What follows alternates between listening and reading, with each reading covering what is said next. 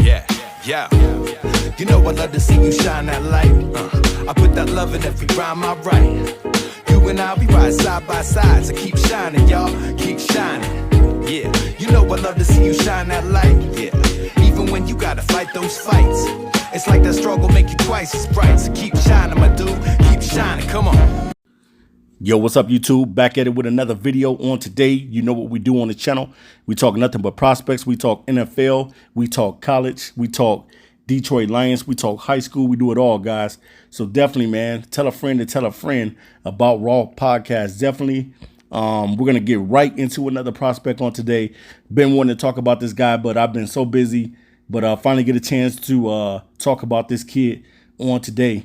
And man, what a great day to talk about him, because he pretty much blew the combine up on today with the times that he ran. And we're going to get into that. So let's get right into it. All right, guys. Xavier Legette, who I think, if I had to give Xavier a player comp, he reminds me of A.J. Brown. And everybody knows how good A.J. Brown is. I definitely think that this kid is a #1 receiver coming into the league. I think that he's going to be big time. Now, I don't know. You know, I think he's about, they say that he's 6'3", but some sites got him at 6'1". So maybe he might be like 6'2"-ish, somewhere in there. So he's between 6'1" and 6'3", somewhere in there. And he weighs in at about 227 pounds. He's from South Carolina, played ball with Spencer Rattler. So definitely, man, we're going to get into his career stats. He has 113 receptions. He has 1,678 yards receiving with 12 touchdowns. Probably could have had a little bit more, but he's been kind of injured and dinged up throughout his collegiate career. So that's the reason why the numbers is so kind of low with his production. But he had a great season, going over 1,000 yards this year with the offense this year and catching 71 balls. And I think he had 7 touchdowns. So he was balling, man, this year. So I know a lot of teams are going to wonder, was it a breakout year for him or what just happened? Because he had a phenomenal last season in college football. And he was able to turn things around, especially being a guy that has been nicked up and banged up and injured. He came back and bounced back well, and then he blew the doors off the combine on today. So he's definitely a reliable receiver with the ability to make difficult catches, excellent acceleration, and has incredible top end speed, poses the ideal height and weight you want at the receiver position. Legette has elite balance and a burst off the line that is phenomenal. Good at tracking the balls and catching the 50-50 balls, or if you want to say the contested catches. He's definitely good at being able to do that. And he has strong hands and has great body control at the receiver position. And today he blew the doors off the wall at the combine on today, running a 4.39. So he had one of the fastest times in the 40-yard dash today at the combine. So it was a great time to talk about this kid. Definitely, I think that the Lions do need another receiver if they do not decide to bring back, only if they do not decide to bring back Josh Reynolds and they don't bring back Donovan Peoples-Jones, then I can see the Lions drafting a receiver. Now, if they decide in free agency, because Brad Holmes kind of made it clear that he do want to resign guys back for, especially if you were productive and you did things well, he wants to be able to sign guys back. So if he does not sign these 2 guys back, I would definitely take a look at Xavier Legette. It's going to be a lot of teams that's looking at him, but see, I don't know where the Lions stand at as far as who they're going to draft first. I don't know if they're going to take a defensive end first. I don't know if they're going to take the corner first. I don't know if they're going to take offensive linemen. We actually don't know what direction the Lions are going to go in when it comes to the draft. We don't know if they're going to trade or try to get more trade assets. We just don't know what the Lions are going to do at the end of the day. But what we do know is that we see talent in the draft, and this kid reminds me of A.J. Brown in Philly. I definitely think he has everything what it takes to be a #1 receiver in the NFL.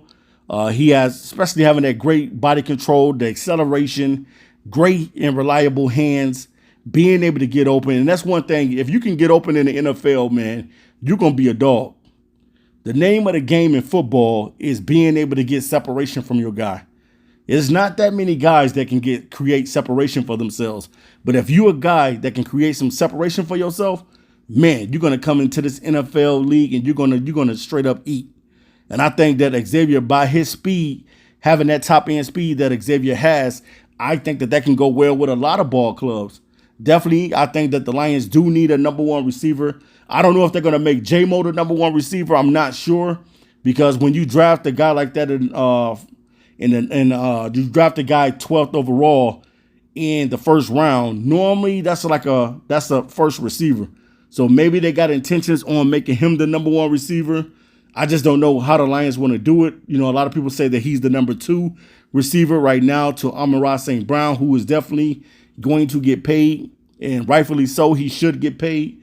But definitely you need another guy that's a big body receiver that can stretch the field, another guy that can get those 50-50 balls, those contested catches, and not so much just focusing on St. Brown all the time and Laporta all the time. I want to be able to see the Lions spread the ball out. That's one thing that I want to see the Lions do in 2024. To me, I think that J-Mo, he should have around maybe about 60 to 70 balls. Amon-Ra, maybe 80, 90, somewhere in there. You got to kind of spread it out a little bit, man. Maybe you giving Sam Laporta like 60 to 70 balls. I know you got to get Gibbs in there as well. Maybe Gibbs is catching about 40 to 50 balls out of the backfield. David Montgomery, they don't throw the ball to him a whole lot, but he can catch out the backfield as well. So I just kind of want to see the Lions spread it out a little bit more this season. That would be nice to see, man. You know, if they don't, it is what it is. But at the same time, you know, you want to see these guys get better. The only way the Lions are going to win the Super Bowl, they're going to have to get better in all phases, and everything is going to have to work for them. The special teams is going to have to work for them. The defense is going to have to be doing their thing, being the top 15 defense, and also being able to get back to where they were with the offense. The offense has done a phenomenal job. Jared Goff has been box office for this Lions offense, and I want to just see these guys get better and better as the seasons go. I want to see this team get better offensively and defensively. At the end of the day, you're trying to make it back to the NFC Championship and then eventually going off into the Super Bowl and winning it. You don't want to just get to the Super Bowl. You want to win the Super Bowl. So definitely, man, Xavier Legette is a true number one receiver. Definitely, I know that Brad Holmes saw this kid blow the waters off the 40 on today. But at the same time, it's a lot of receivers in this draft, and you just got to be able to get the guy that works for you and the guy fits for you. If they can't get their hands on Legette, that's cool, and I definitely understand, because it's a big draft, and it's a lot of receivers that's not being talked about. So I want to be able to, that's why I always want to be able to showcase other receivers, because Xavier Legette was already getting the media play. He was already, a lot of people was already talking about this kid, saying that he was one of the top receivers in the draft, and he proved that on today. Definitely, to me, if I had to give this kid a player comp, he reminds me of A.J. Brown of Philly. That's who he reminds me of. He reminds me of A.J. Brown. The kid looks like he's a number one receiver. He has the size that you want. Tremendous catch radius. Top end speed.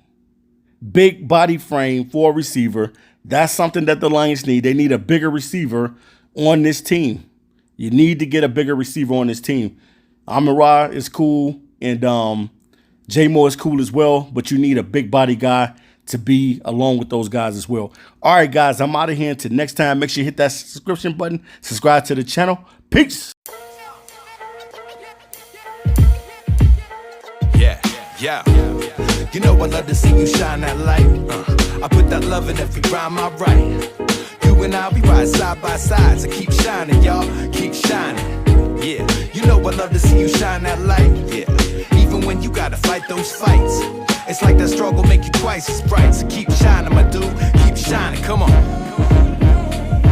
Yeah, I learned a long time ago how it happens. When you get it cracking, that's when cats start attacking. Lip flapping, talking smack, a sick fascination with you passing them by with your passion. Friends back then, but yo, press fast forward, now it's like they'd rather clap back than then to clap for you. All because you turned a corner. They can't see it like as if you was a transformer, but they can't be it. When you start shining bright, a person reacts. They either bask in that light or they turn